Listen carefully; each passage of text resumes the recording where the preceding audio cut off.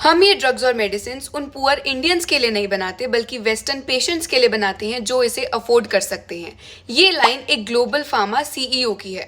Imagine करो एक cancer drug जो पेशेंट की लाइफ को 4-5 साल से इंक्रीज कर सकती है और उसकी कॉस्ट पता है कितनी है? 2.8 लाख रुपीज पर मंथ। तुम्हें क्या लगता है इसके बाद इंडियंस शांत बैठ गए? जो ड्रग उस time pay rupees 2.8 lakh per month की बिक रही थी वही सेम ड्रग इंडियंस ने 8,800 रुपए में बेची। पर ये पॉसिबल कैसे हुआ? तो पहले बैकग्राउंड समझो। जहां 1970s में हर कंट्री प्रोडक्ट पेटेंट को फॉलो करती थी, इंडिया ने मेडिसिन के लिए प्रोसेस पेटेंट को इंट्रोड्यूस किया।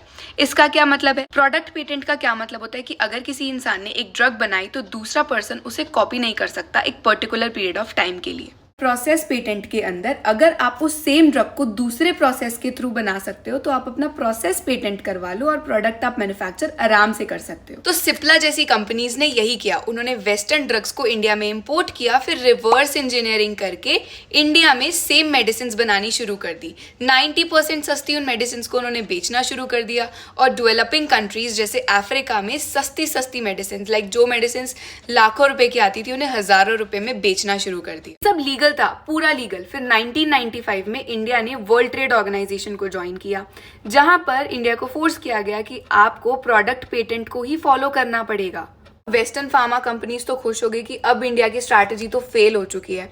अब देखो करते क्या थे ये लोग, जैसे कि एक ड्रग इन्होंने बनाई, अब वो 20 साल तक पेटेंट करवा सकते हैं कि 20 साल तक कोई और नहीं बनाएगा।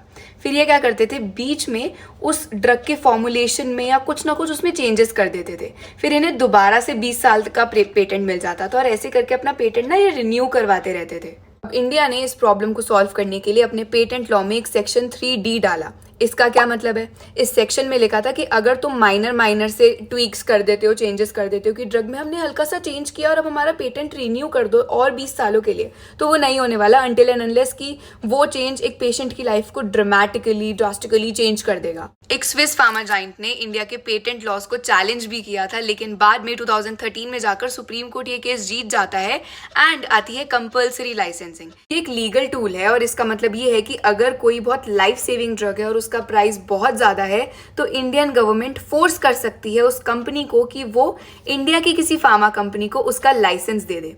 और यही हुआ उस बेयर वाली कंपनी की वो कैंसर ड्रग के साथ। यही सेम ड्रग जो पुअर इंडियंस के लिए नहीं थी, उसका लाइसेंस इंडिया की एक फार्मा कंपनी को मिल जाता है, जिसके बाद 2013 में उसका प्राइस 8,800 रुपए हो चुका था। और आज उसी सेम इंडिया को फार्मेसी ऑफ द वर्ल्ड भी बोला जाता है। इतना एक्सपोर्ट होता है फार्मा प्रोडक्ट्स का इंडिया से। लेकिन यहाँ पर भी एक प्रॉब्लम है। क्यों? क्योंकि इन ड्रग्स को बनाने के लिए जो रॉ मटेरियल चाहिए होता है, 90% रॉ मटेरियल चाइना से आता है।